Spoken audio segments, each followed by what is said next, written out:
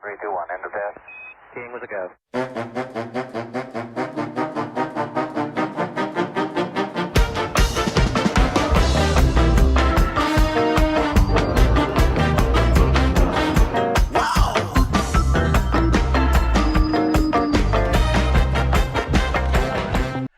Well, hello there, and welcome to another edition of Warbird Wednesday. My name is Fred Bell. I am the Vice Chairman of the Palm Springs Air Museum, and guess what? This is the episode before Thanksgiving, Kevin and Greg.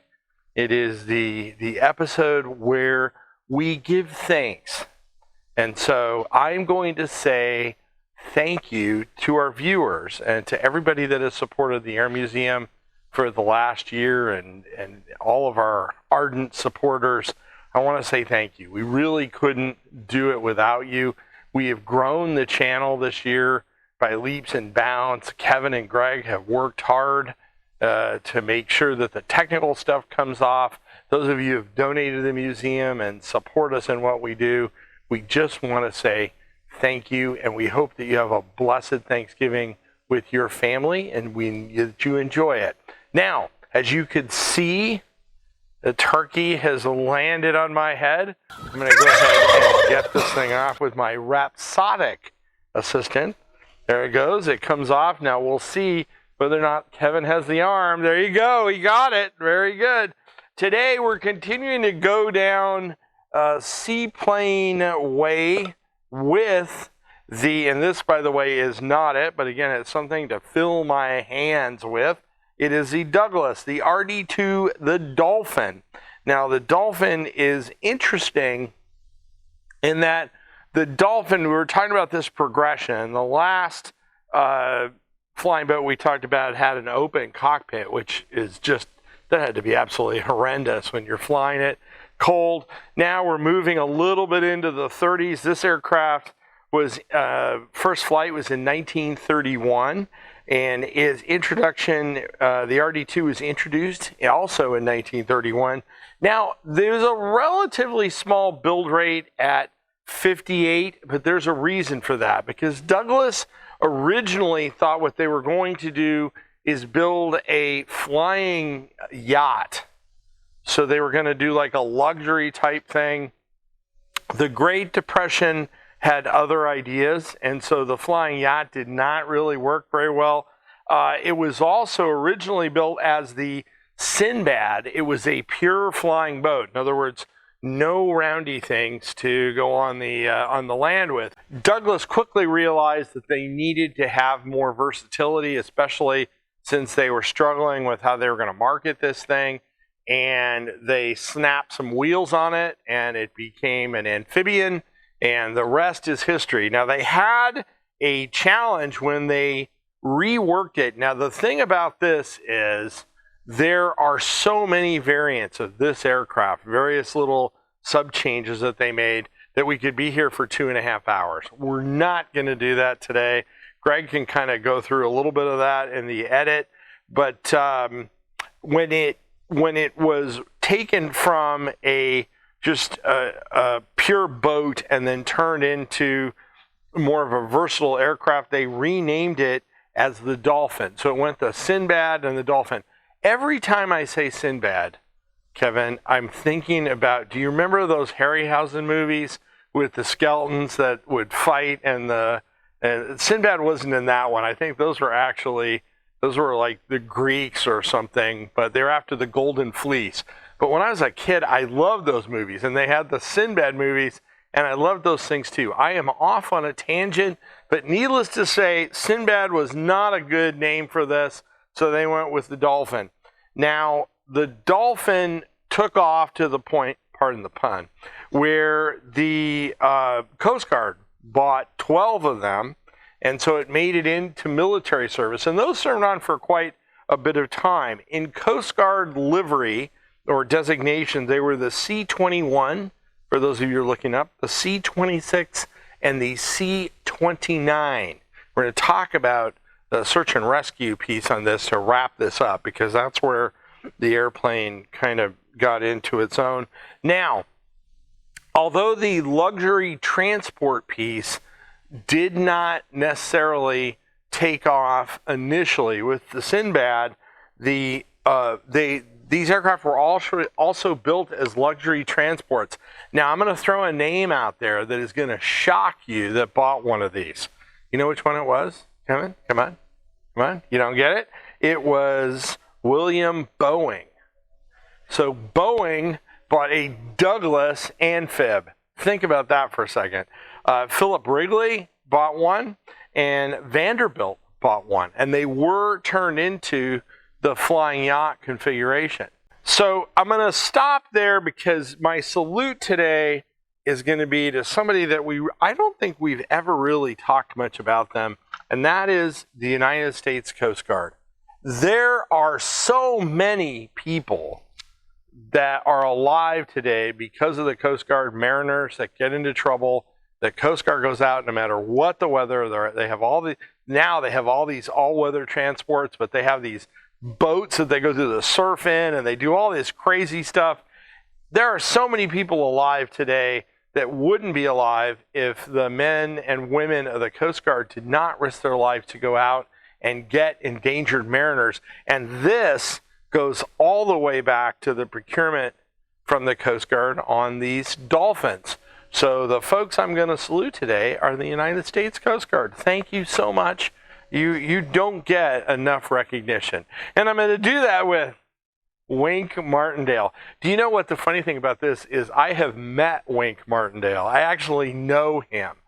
I'm not going to say, it's not one of those things that he goes, oh, Fred Bell, but I do know him through a family acquaintance. I've met him. Good old Wink. How do you get named Wink? Do you have any idea? You know, I've never asked him that question, how he got the name Wink. But Wink has obviously been out there marketing, and he has I got to ask him about this if I ever see him again. A orange passion fruit guava soda. I am positive that Wink probably taste approved this, not, and he's out there. So Wink has a lot. He looks happy on the bottle too, doesn't he? This thing's sticky. What did you guys do to this thing? All right, let's see. Does have a California cash refund, so that means it's fairly new. It is bottled by the Rocket Fizz Soda. We know those guys. The bottlers of absolutely crap soda in catchy bottles. That's what those guys do. They have destroyed my esophagus a number of times. Oh, and they are a member of the Pure Cane Sugar Mafia. So the trifecta is there. So we're going to go ahead. Let's see if we get any fizz on good old Wink. Nothing. Okay, Kevin. Well, this is probably botulism central for me. Sniff test. It does have a little bit of I don't know, bubbles there. All right, we're going to give it a shot. To the United States Coast Guard, thank you so much. We appreciate everything that you do.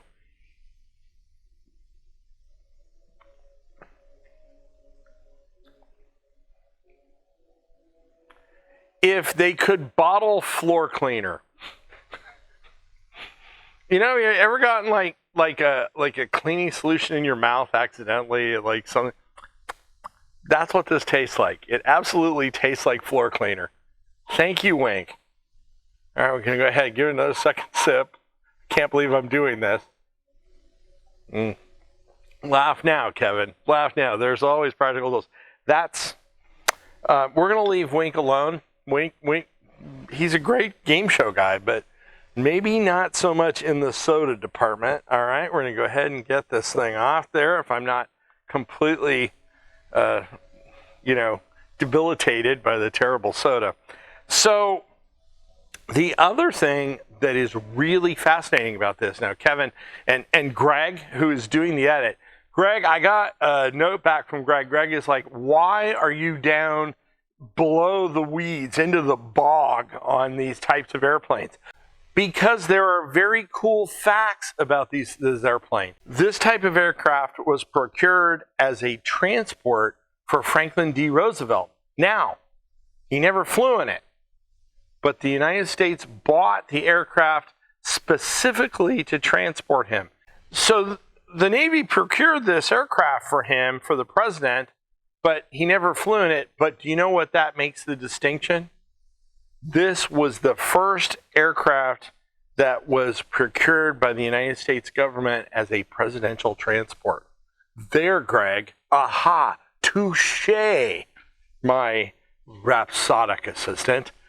That is why we're doing this one. So that is one of, although they didn't build a whole bunch of them, they only built 58, it has the distinction of really being, it wasn't the first Air Force One, but it was the first aircraft specifically procured to transport a U.S. president. So that's pretty cool. Its public persona, the RD-2 and the various designations with the Coast Guard, is that it really did enthrall the public on a lot of these search and rescue missions. What they would do back then is they would write these stories, and they'd have them like in these little pulp papers, or they'd have the newsreels where people would see stuff. They'd find out about the exploits of these Coast Guard crews with these mariners who were in danger, and the airplane really did touch the kind of the consciousness of the United States at that time of the entertainment public with these adventures, if you want to call them. So that's really the legacy of the aircraft. Now, sadly, there is one survivor left, and that is at the National Museum of Naval Aviation, so the Navy Museum. So you can go and actually, I've seen a picture of it. It actually, I've never seen it, but it looks to be in really nice shape. But there's only one of the 58 that survived, which for the, I'm always surprised by that there aren't more, especially when there's multiple builds. You'd think they'd end up in museums, but for some reason or another, they all got scrapped.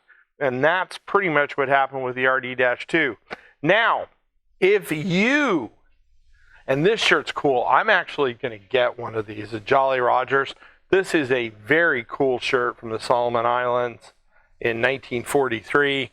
So if you want to go out and order one of these online, Jason will make it personally for you to your specific size. He's our Christmas elf, Jason the Christmas elf, and we will send it off to you. This would be a great Christmas gift for somebody who like, those squadron logos and stuff like that. There are people that collect those, especially the World War II ones. There are some great squadron logos and airplane nose art that we've procured here. So if you want, go out and click on that link. Jason will happily send one of those off to you. Now, if you came across us and you were searching YouTube and you said, wow, this is really cool, one-shot aviation videos, I can talk about warbirds, and this guy kind of deviates all over the place, then you're in the right place. We only do one-take warbird videos, try to cover the top of it, and then we move on down the line.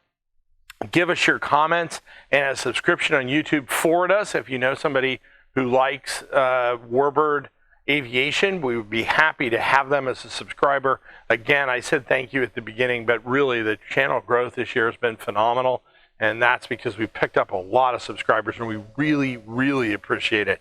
If you come across us on Facebook, same thing. Leave us a comment and a like. We are grateful for that. I say it every episode. Your shekels, your money matters, because that's what goes into all this stuff. We're at the Aleutian Islands campaign, the Forgotten Battle, and the Aleutians really are forgotten. You want to talk about ferocious weather that claimed a lot of air crews. The campaign in the Aleutians was very aggressive. This is sponsored by the family of James Jim Flood. So if you get an opportunity, come by and check out this exhibit. They did a fantastic job on it. The other guy that's in here is Howard Bernstein, who flew a PV-2 up there. Howard was on our board. He was in the Aleutian campaign, and his uniform is here, which is very, very cool. So check out the exhibit. Now, if you want to teach those kids at home, we have links in the video that you can get your very own education guides. You can download them, use them. We have everything from World War II, flight, women in aviation. Our next documentary is coming up. It's going to be on X-planes. It's going to be very, very cool. So if you want to teach those kids, click on those links and you can download those education guides. My name is Fred Bell. I am the Vice Chairman of the Palm Springs Air Museum. Thanks so much. Have a great day. 3, 2, 1, end of test. King with a go.